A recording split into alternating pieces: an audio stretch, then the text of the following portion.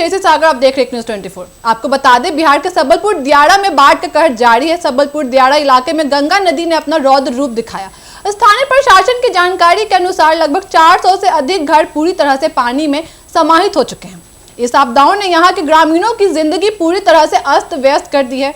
स्थानीय लोगों के अनुसार गंगा का जलस्तर लगातार बढ़ते जा रहा है और पानी ने कई खेतों और घरों में घुसकर तबाही मचाई हुई है। ग्रामीणों में डर और दहशत का माहौल है। कई लोग अपनी जान बचाने के लिए सुरक्षित स्थानों की ओर पलायन भी कर रहे हैं।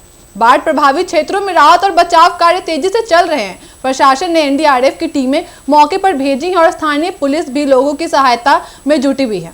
आपको बता दें, राज्य सरकार ने प्रभावित लोगों के लिए अस्थायी शिविरों की स्थापना की है, जहां खाने पीने और प्राथमिक स्वास्थ्य सेवाएं उपलब्ध कराई जा रही है। विशेषज्ञ मानते हैं कि पिछले कुछ दिनों में लगातार हुई भारी बारिश और नदी के जल स्तर में वृद्धि इस आपदा की मुख्य वजह है। उन्होंने चेतावनी दी है कि यदि गंगा का जल स्तर इसी तरह बढ़ता रहा तो और भी इलाके बाढ़ की चपेट में आ सकते हैं। ग्रामीणों की परेशानियां बढ़ रही हैं। कई लोग अपने घरों और संपत्ति को छोड़ने पर मजबूर हो रहे हैं। वहीं बच्चों और बुजुर्गों की सुरक्षा के लिए प्रशासन ने विशेष ध्यान दिया है। राहत शिविरों में पानी, भोजन, दवाइयां और प्राथमिक चिकित्सा की व्यवस्था की गई है। स्थानीय अधिकारियों ने बताया कि फिलहाल पानी का स्तर बढ़ने की संभावना है। लोगों से अपील की गई है कि वे किसी भी तरह की जोखिमपूर्ण गतिविधियों से बचें और सुरक्षित स्थानों पर रहें। इस बीच सामाजिक संगठनों और स्वयं सेवकों ने भी राहत कार्यों में हिस्सा लेने शुरू कर दिया। आपको बता दें, उन्होंने प्रभावित लोगों को खाने पीने की सामग्री, कपड़े और दवाइयां वितरित की।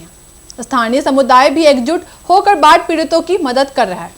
विशेषज्ञ ने आगाह किया है कि नदी के किनारे रहने वाले लोग अपनी सुरक्षा के लिए तुरंत सुरक्षित स्थानों पर चले जाएं। प्रशासन ने इस आपदा की स्थिति को गंभीर माना और राहत कार्यों को और तेज कर दिया है। अभी तक मिली जानकारी के अनुसार आपको बता दें, किसी के हताहत होने की खबर नहीं आई है, लेकिन जलस्तर बढ़ने की वजह से घरों और खेतों को काफी नुकसान पहुंचा है।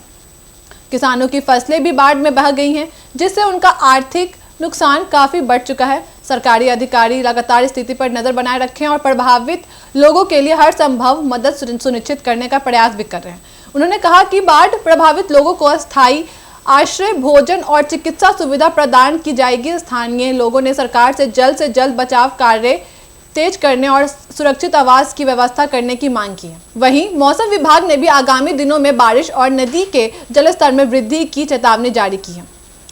इस कठिन समय में प्रशासन, राहत कर्मी और स्थानीय लोग एकजुट होकर बाढ़ पीड़ितों की सहायता कर रहे हैं। सभी से अपील की गई है कि वे अनावश्यक बाहर निकलने से बचें और सुरक्षित स्थानों पर रहें। ऐसी तमाम खबरों के लिए जुड़े न्यूज़ 24 के साथ दीजिएगा इजाजत। धन्यवाद।